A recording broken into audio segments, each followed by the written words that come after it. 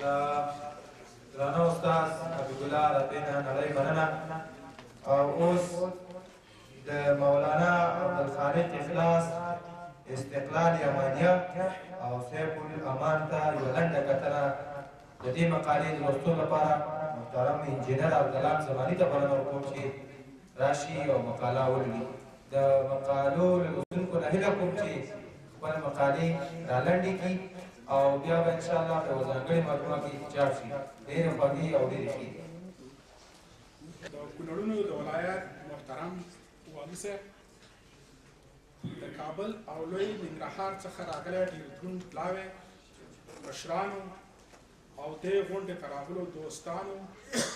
ورونو او د زماني د کورنۍ مشر محمد خالد خان زماني.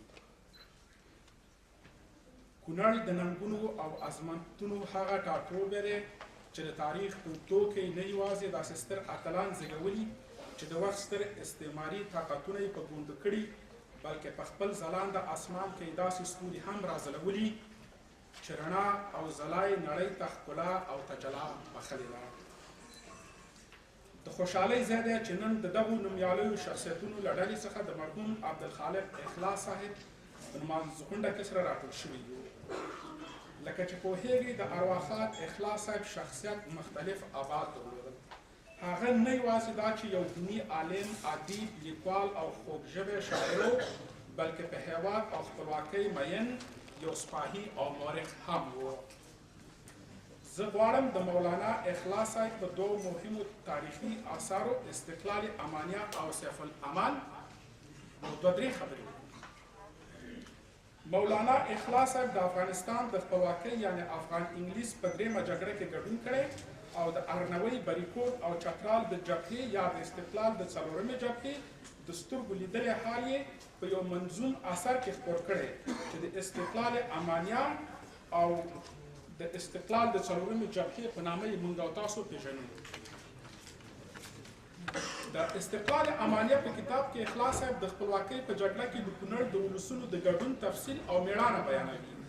دا کتاب د لومړي ځل دپاره د غازي امان الله خان په دوره کې په 1402 لمریز کال په پنډۍ کې چاپ او له پېښوره خپور شو. په 110 مخونو کې د استقلال امانیه اثر په اصل کې د شمشیر امان او ګلشن رنګین په نامه د دوو رسالو مجموعه ده. په شمشیر امان کې د ځینو مغولي پاچاهانو احمدشاه بابا او تیمورشاه تر لنډې یادونې وروسته د افغانستان د خپلواکۍ د ګټونکي غازي امان الله خان د غزاو، مجاهدو او هیواد پالنې ورپسې په 1919 میلادي کال کې د هیواد د خپلواکۍ په جګړه کې د چترال د جبهې د شهیدانو، د غازي میرزمان خان د سرښندنو او له انګریزانو سره د سولې او اماني حکومت د غړو او کارنامو په هکله خبرې شوي دي. او په تیره بیا د غازي امان الله خان لخوا د غازي میرزمان خان په نوم رسمي فرمانونه ورکې په پښتو نظم اړول شوي دي. ګلشن رنګین د ارنوۍ د غزا د چاربیتې په ګډون د بېلابېلو کسانو په تیره بیا د غازي میرزمان خان د لوړو اخلاقو په ستاینه او د خپلواکۍ په جګړه کې د هغه د څرګندونکو مبارزو په اړه د سید عبدالغفار پاچا صاحب لخوا په نظم لیکل شوی دی. د مشرانو څخه داسې روایت هم شته چې د اماني حکومت په زمانه کې به د عبدالخالق اخلاص استقلال امانیه د کونړ په هره حجره او دیره کې پروت او په ډېر مینه به لوستل کېده. راوړل شوه. په اصل کې د جوزا شپږمه هغه ورځ وه په کومه ورځ چې غازي شاه امان الله خان د اوښکو په ډکو سترګو د افغانستان سره د تل دپاره خدای پاماني کوله. دویم، د دارالامان د ماڼۍ نوم په دارالفنون بدل شو. دریم، د امانیه د مکتب نوم په استقلال تبدیل شو. څلورم، د اماني د مکتب نوم د نجات په مکتب واړول شو. پنځم، د استقلال د منارې څخه د غازي امان الله خان نوم حذف شو. شپږم، د بوستانسرای تاریخي ماڼۍ چیرته چې د هېواد د خپلواکۍ وروستی سند د اسد په 28مه د غازي امان الله خان لخوا لاسلیک شوی و ونړول شوه. اووم، د غازي امان الله خان د نږدې دوستانو په وژلو، شکنجه کولو او اذیت لاس پورې شو. د یادونې وړ ده چې په دې لړ کې د غازي میرزمان خان کورنۍ هم د وخت د زمامدارانو له پنجو روغه ونه وته. اتم، افغاني رسنیو ته اجازه نه وه چې د غازي امان الله خان تصویر چاپ او یا د هغه په ستاینه کې څه ولیکي. او نهم، د وخت زمامدارانو پیرنګیانو ته د خپلو خدمتونو په لړ کې د عبدالخالق اخلاص استقلال امانیه تاریخي اثر چې یو وخت به د کونړ په هره حجره او دیره کې پروت و هم روغ پرې نه خود د وخت د جابر حکومت لخوا راټول او د سکروټو خوراک شو تر څو چې د پیرنګیانو پر ضد د کونړ د ولسونو د قربانیو میړانې او د استقلال د دې بریالۍ جبهې نوم او نښان له سرټې وچ کړي نو ځکه د اخلاص صاحب استقلال امانیه لکه څرنګه چې په کارو د تاریخ په پاڼو کې ونه ځلېده د تاریخ لیکونکو له سترګو پناه شو د هېواد بچیو ته په ښوونځیو کې په درسي نصاب کې شامل نه شه او تت پاتې شه چې د هغه وخت زمامداران د افغانستان د تاریخ په وړاندې په نه بخونکي خیانت مرتکب دي که د وخت زمامدارانو د مولانا عبدالخالق په لاس لګېدلې شمع د لسیزو کلونو لپاره مړه وساتله خو د خوښۍ ځای دی چې زموږ د هېواد د ستر لیکوال محقق او تاریخ پوه محترم استاد حبیب الله رفیع په لاس د اخلاص صاحب د استقلال امانیه مړه شمه یو وار بیا د استقلال د څلورمې جبهې په نوم بله شوه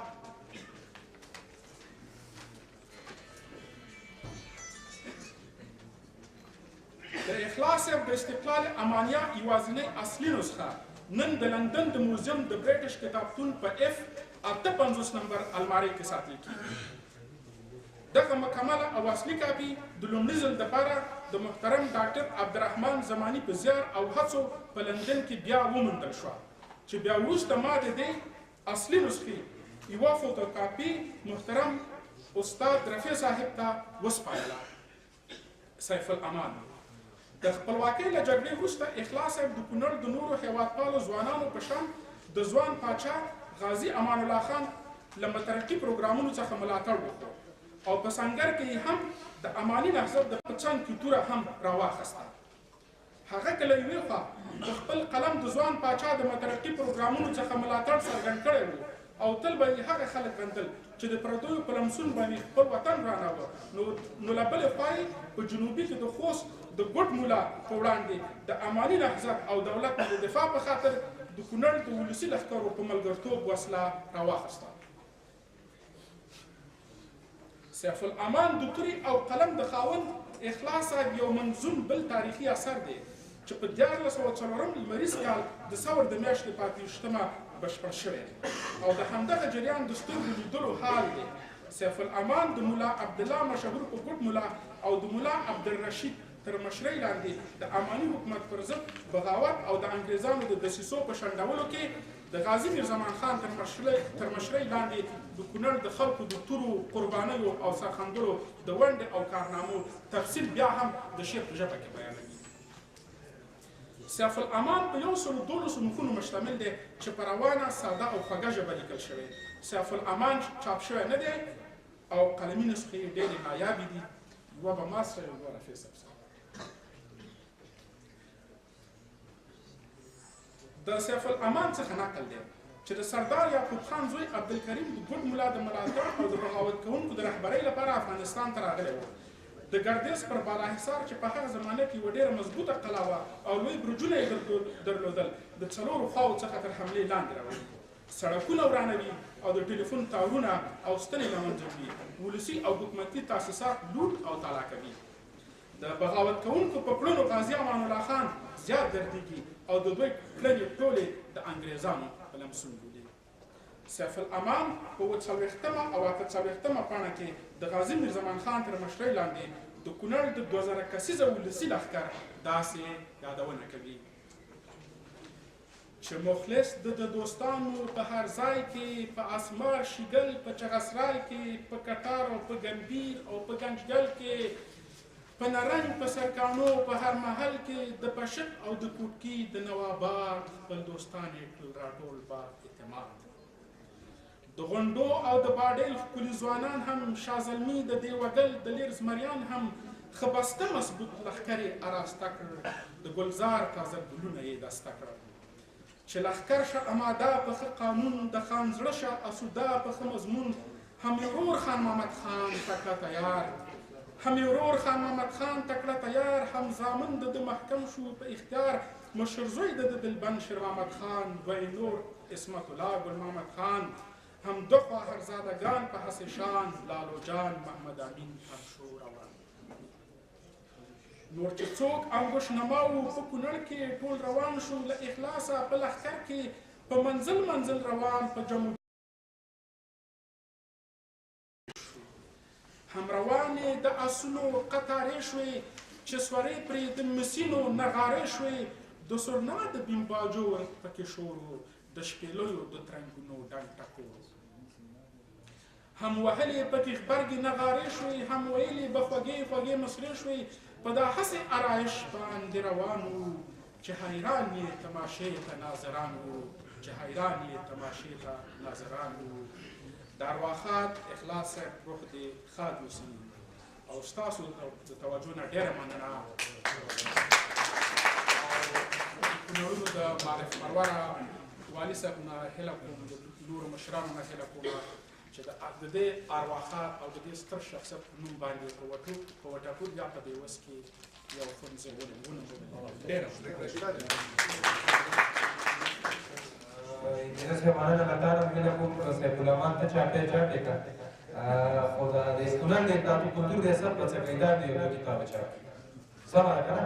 دا غوښتنه زموږ ده ستاسو خو موافق یاست علاج وکړئ د کونړ د اطلاعات و کلتور ریاست د یو دوه کتابونه چاپ کړي سمه ده ښه ده مننه